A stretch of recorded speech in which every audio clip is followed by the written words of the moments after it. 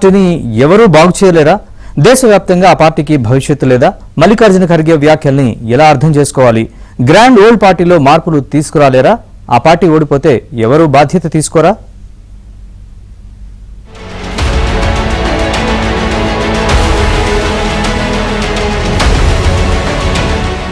Delhi assembly ఎన్నికల్లో వరుసగా మూడోసారి జీరో స్కోర్ సాధించింది కాంగ్రెస్ పార్టీ. కేజ్రీవాల్ ఓడిపోతే చాలనుకుందో ఏమో, కనీసం పొత్తులకు కూడా ప్రయత్నించలేదు. అంతకుముందు వరుసగా 3 సార్లు ప్రభుత్వాన్ని ఏర్పాటు చేసిన పార్టీ ఢిల్లీలో ఒక్క సీటు సాధించకపోవడం మామూలు విషయం కాదు. అసలు అర్బన్ ఓటర్లలో కాంగ్రెస్ పార్టీ ఉందా అనే అనుమానాలు వస్తున్నాయి. ఈ నేపథ్యంలో పార్టీ సిద్ధాంతాలకు కట్టుబడి ఉండే వారికి ప్రాధాన్యతనివ్వాలని, పార్టీ ఇన్ఛార్జీలే గెలుపోటములకు బాధ్యత వహించాలన్నారు మల్లికార్జున ఖర్గే.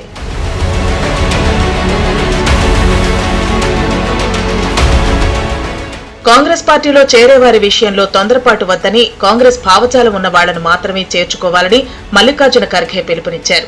తొందరపడి చేర్చుకున్న వాళ్లు కష్టకాల సమయంలో పారిపోతారంటూ హితవు పలికారు. ప్రతికూల పరిస్థితుల్లో కూడా నిలబడ్డ వ్యక్తులను ప్రోత్సహించాలన్నారు. రాబోయే 5 ఏళ్లు ప్రజా సమస్యలపై నిరంతరం పోరాడుతూ ప్రజా ఉద్యమాలకు నాయకత్వం వహించాలన్నారు ఖర్గే. బూత్ లెవెల్ నుంచి పార్టీని బలోపేతం చేయాలని, ఆ బాధ్యతను ఇన్ఛార్జీలు తీసుకోవాలన్నారు.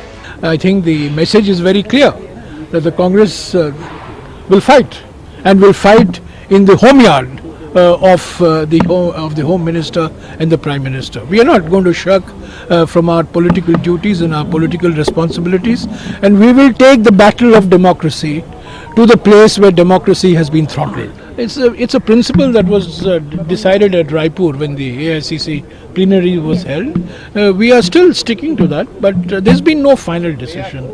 As far as possible, if you remember, the resolution says, as far as possible, one nation, one post, one person, one post. ఇన్ఛార్జీలు క్షేత్రస్థాయిలో పర్యటించాలని, కష్టపడి పనిచేయాలని పిలుపునిచ్చారు మల్లికార్జున ఖర్గే.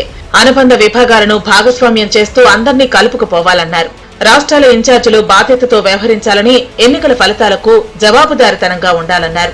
2024 లోక్సభ ఎన్నికల తర్వాత కాంగ్రెస్ పార్టీ అన్ని రాష్ట్రాల్లోనూ ఓడిపోతోంది. ఖచ్చితంగా గెలుస్తుందన్న రాష్ట్రం ఒక్కటి లేకపోవడం ఆందోళనకరం. రాహుల్ జోడో యాత్ర సమయంలో ఉన్న జోష్ ఇప్పుడు లేదు.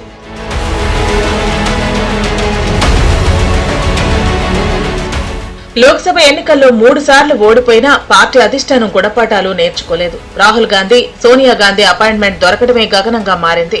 బీజేపీ ఇతర పార్టీల స్థాయిలో ప్రచారం చేయటం లేదు. కార్నర్ మీటింగ్స్, బైటెక్స్ పెట్టడం లేదు.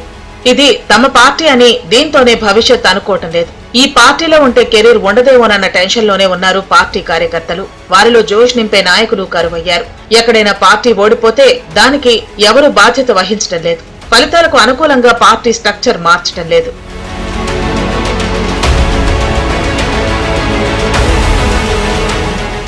కాంగ్రెస్ పార్టీ బలహీనం కావడంతో ఎన్డీఏకి వ్యతిరేకంగా పెట్టిన ఇండీ కూటమిలో ఐక్యత దెబ్బతింది. దానికి నాయకత్వం ఎవరు వహించాలన్న దానిపై భిన్నాభిప్రాయాలు వ్యక్తమవుతున్నాయి. మమతా బెనర్జీ నాయకత్వం వహించాలని పలువురు నేతలు కోరుతున్నాయి. నాయకత్వ మార్పునకు కాంగ్రెస్ ఏమాత్రం సుముఖంగా లేదు.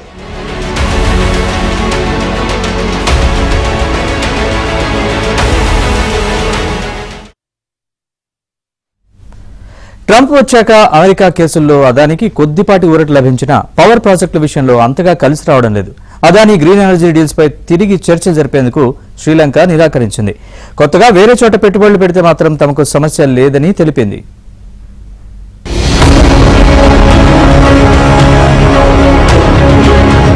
ఇండియాలో విద్యుత్ ఒప్పందాలు కుదుర్చుకునేందుకు లంచాలిచ్చారన్న ఆరోపణలు ఎదుర్కొన్న అదానీ గ్రూప్ కు ఇంకా ఆ మచ్చపోలేదు. డొనాల్డ్ ట్రంప్ ఎగ్జిక్యూటివ్ ఆర్డర్ తో తాత్కాలికంగా విచారణ నుంచి అదానీ తప్పించుకున్నా ఆయన కంపెనీలతో వ్యాపారం చేసేందుకు చాలా దేశాలు భయపడే పరిస్థితి ఇంకా ఉంది.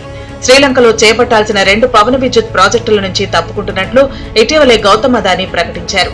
దేశంలో విద్యుత్ ఛార్జీలను తగ్గించాలని కొత్త అధ్యక్షుడు దిశనాయకే భావిస్తూ ఉండటంతో చేసేది లేక అదానీ గ్రూప్ వెనక్కి తగ్గింది.